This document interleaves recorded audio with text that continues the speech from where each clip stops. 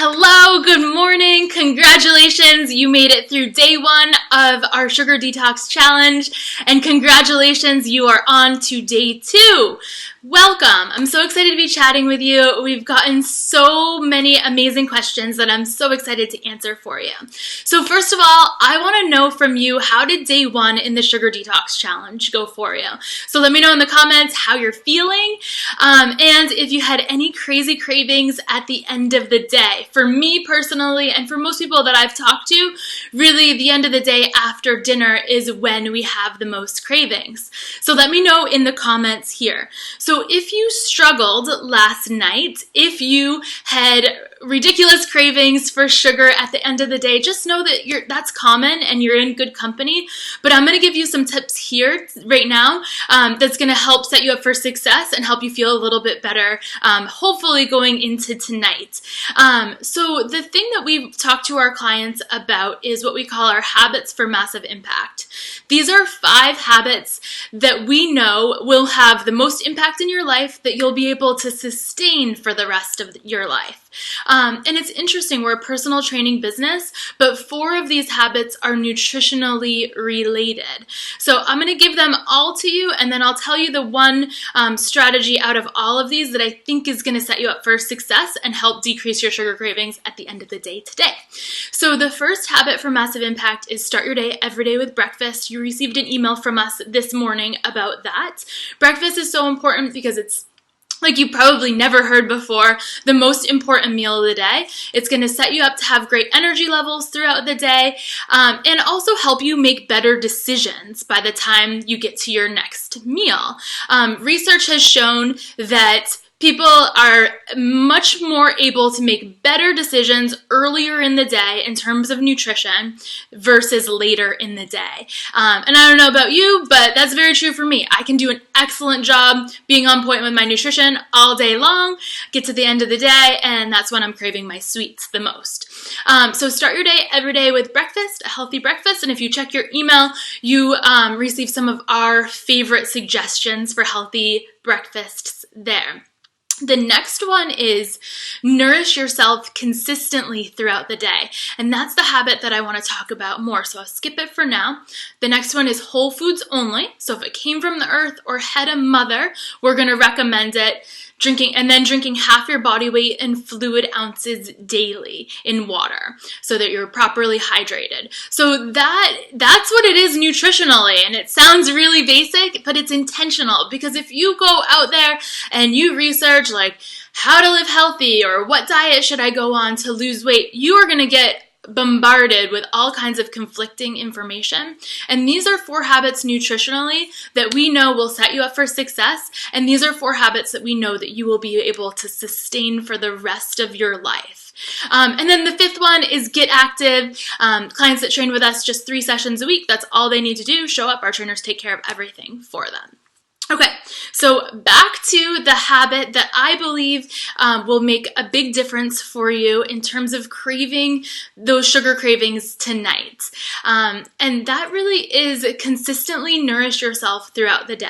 So in my course of working for Wilcox Wellness and Fitness, I have done hundreds of consultations, hundreds. And in this consultation, we do a very brief nutritional assessment. Very brief. If you've been through the process, you know it's more like an interrogation process where I ask you, what time do you wake up? What's the first thing that you eat? Do you snack during the day? What do you eat for lunch? Do you have a snack between lunch and dinner? What's a typical dinner like for you? And then I ask you how much water you drink, and we really get really nitty gritty to kind of understand where you're coming from, and that's a really important process. And what I have learned throughout this process is, 1, most people think that snacking is bad. And so when I ask if you snack between breakfast and lunch and between lunch and dinner, most of the time people say, I really try not to. I try to be good, but sometimes I do. So I'd love to reframe that for you. Snacking is actually very good. It's a strategy to help you stay on point with your nutrition.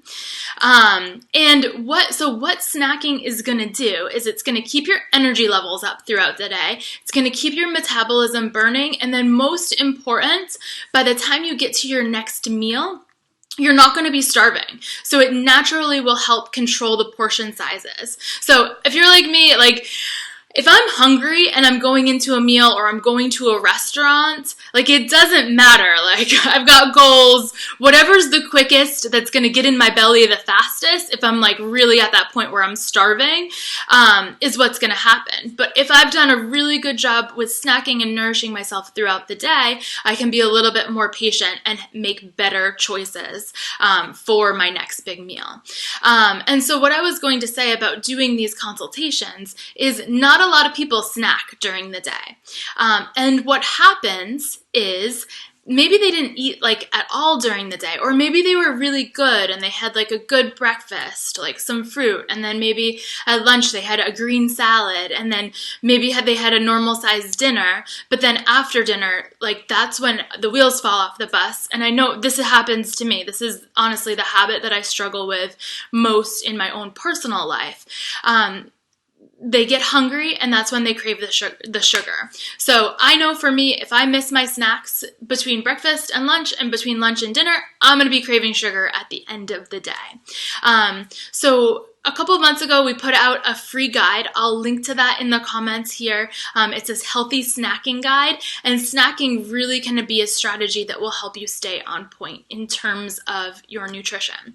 So I hope that's really helpful to you.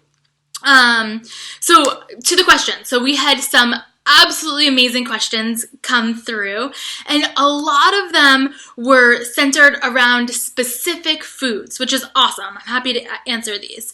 So Edie in our Facebook group asked about red grapes, because I had mentioned on this live stream yesterday that live grapes had really helped me with my sugar cravings early on. And Edie had heard from a friend that grapes were full of sugar. And that is true. Grapes do have sugar, but broccoli has sugar, and apples have sugar, and carrots have sugar. The point of this program and the point of eating well is not to limit the naturally occurring sugars, because you're just not going to do that.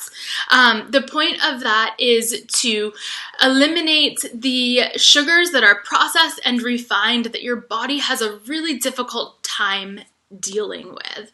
And I'll explain that in more depth. Foods in their most natural state, like grapes, it's a whole food. It grew from the ground. Our body recognizes that and can process it really well. Great nutrition there. Do I want to get into the sugarcane discussion? I don't know. I'm going to get into the sugarcane discussion. So our sugar, and I'll link to an article here that will explain it in more depth, if I can find it. Fingers crossed. So sugar cane, if you look it up and you do the research, is actually a nutrient-dense food. So I went to India. They chew on sugar cane there. And sugar cane, in its most natural state, is a nutrient-dense food. What happens, the sugar cane gets so processed, extracting all of the sugar out of it and intensifying the sugary properties of it, if that makes sense. The health food industry is now doing that with things like date sugar and coconut sugar. Those are all sugars that are processed. Coconut flakes, coconut in its most natural state, I think that's awesome. I think your body's going to be able to deal with that. So I hope that helps you understand that more. So Tammy asked about yogurt and granola without sugar. And honestly, yogurt is probably the most difficult thing to find without sugar. Yogurt is great for you. What we recommend is full fat Greek yogurt that is plain. But unless you're like a superhuman, that's probably going to taste horrible to you. I know that I don't like eating plain full-fat Greek yogurt. And it's also really difficult to find. Here in Bangor, we used to have this great local farm called Siberia Farm, and that's where we got our Greek yogurt from. It was amazing. I'd add a little bit of honey or a little bit of maple syrup to it to sweeten it up, and I absolutely loved it. We don't have that option anymore. So I think like this comes to the next part of what I wanted to talk about, which is recognizing where you are on this journey. For me, I don't eat a lot of processed food. I really don't. I eat foods mostly in their most natural state. I love to cook. I love to prepare food. Where I was struggling was with the sweet treats. So candy, like candy chocolate, cookies, that kind of thing. So for me in this challenge in the next couple of months, that's what I'm looking to eliminate from my diet just to reset me. Maybe you don't have a sweet tooth. Maybe you eat a lot of packaged and processed food. Maybe you eat yogurt for your breakfast and then for your lunch, and then it becomes a big deal for you. But really understanding where you're at, I think is really important. So best case, you are, in terms of yogurt, you're getting a full-fat Greek yogurt that's organic, and then if you can eat it plain like that, more power to you, that's absolutely amazing. Maybe you could sweeten it up with some berries or frozen berries. Frozen berries, sometimes their juice gets into your yogurt, and then you can kind of stomach it a little bit better. But if you do need to sweeten it up, sweeten it with a natural sweetener, like maple syrup or honey, and try to use the most minimal amount as possible. And then if yogurt is just kind of like a snack that you don't eat that frequently, that's on the go for you, that's better than hitting the drive-thru at McDonald's, look for something. I brought props today, guys. Look for something like Chobani's. I have these. I don't know if, oh shoot, you're not going to be able to see it. But this is the Chobani with a hint of natural fruits. Maybe you can see it this way. I don't know. So it's basically the same Greek yogurt. They just use less sugar. So in order for this to be palatable, for Chobani to sell, they're going to have to sweeten it. But this is sweetened with cane sugar, which literally is processed sugar. There's nothing special about cane sugar. They should just write sugar. They're trying to make it fancier there. And it's 5 grams of added sugar versus like most yogurts like this are 10 grams. So this definitely isn't perfect, but it's a better option than like other really sugary yogurts. And then I wanted to talk about, because the ingredients. So many people are asking about like specific brands, and I don't want to get into the specific brands, but I want to talk to you about reading the ingredient label. So often we see packaging that talks about the health benefits of the thing, and then we're trained as people to turn it around and read the nutrition facts. Look at the calories, look at the fat, look at the protein. I would like you to actually read the ingredients. So this is a granola. I pulled this out of my cabinet because Teresa had asked about this. This is bare naked granola. But what I do when I'm selecting a product in the grocery store is I look at the ingredients first before I look at the nutrition facts. And I don't even really read what they're marketing on the front of it. And this is whole grain oats, honey, which is a natural sweetener, almonds, oil, coconut raisins, dried cranberries, oat bran, maple syrup, another sweetener, but I'm good with that type of sweetener because it's in its most natural state, pecans, walnuts, whole oat flour, ground flax seeds, and toasted sesame seeds. So this for me is a win. Am I going to eat it every day? Probably not, but something packaged and convenient and pretty well good nutrition there. Another question we got was about the RX bars. So we sell these RX bars in the gym. We call this our In a Pinch program. So we sell a couple packaged things. So we sell these RX bars, we sell some almonds, and we sell some other things, but they've been vetted through us to make sure that they have great nutritional value. And I'm doing the same thing here. So this is a bar, and really the only ingredients are dates, which is a sweetener, egg whites, almonds, cashews, apples, and cinnamon. So I'm good with that. Is this something that I would suggest that you eat every day? Absolutely not. That's why we call it In a Pinch. So much better would be if you ate an apple and some walnuts. Snacks should always be a good balance of carbs, fat, and protein. But if you're in a pinch and you're going to be flying on a plane in an airport, or if you came in for a training session, didn't prepare for the day, and need to grab one of these on the way out, much better than other alternatives. And then I picked up one of these Nutri-Grain bars because these are a really popular bar. We probably had them growing up. But if you look at the ingredients, so like on the front, they're marketed as Morning Energy Now, 8 whole grains, raspberry. So you'd think this is healthy, but if you look at the nutrition label, I don't think you can read the words, but you can see how big it is. And the thing that gets so frustrating is I counted, they list sugar in the first few ingredients in like 4 different ways. And the reason that they do that is so that they don't have to put sugar as the second ingredient, because they're using sugar, dextrose, and fructose in smaller amounts to amount to the same amount of sugar, if that makes sense. So anyway, long story short, read your nutrition labels if you are buying packaged food, and just make sure that you know what you're eating, that it's a small list of ingredients, that it's food in its most natural state, and that you recognize if the company is sneaking extra sugar in there. And the reason that they do that is it tastes better and sugar's really cheap. Okay, the last question, or I guess comment or topic, Sandy brought up a really important point.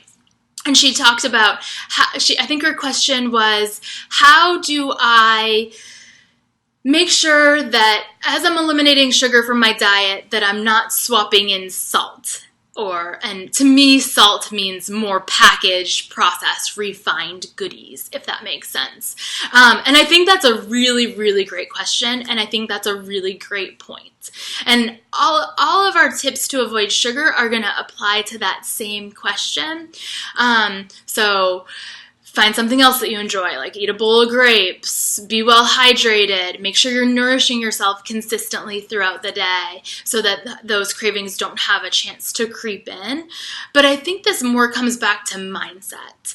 So think about why you're doing this challenge. You're not just doing, hopefully you're not just doing this challenge to do it, get to the end of the 5 days, and then dive headfirst into a pint of Ben & Jerry's. Hopefully you're doing this because you know you're at the point in your life where you kind of need to make a little bit of a change and you want to level up your health. And I don't expect you to be off the sugar wagon forever, but the reason that you're doing this isn't to eliminate the sugar. The reason that you're doing this is to live a healthier life, right? So don't let this challenge by eliminating sugar push you in another direction of maybe eating more potato chips, because there's no sugar in potato chips. So that's my best suggestion for you on that. If you have more questions about that or more comments, or you want to have more of a discussion, let's have a discussion here. Post in the comments and I'll talk more about it tomorrow. So that's it. Thank you so much for participating in this challenge. Thank you for watching this video. Continue to post your questions. I'm so excited to chat with you live tomorrow. Have a great day, everybody. Take care. Stay strong.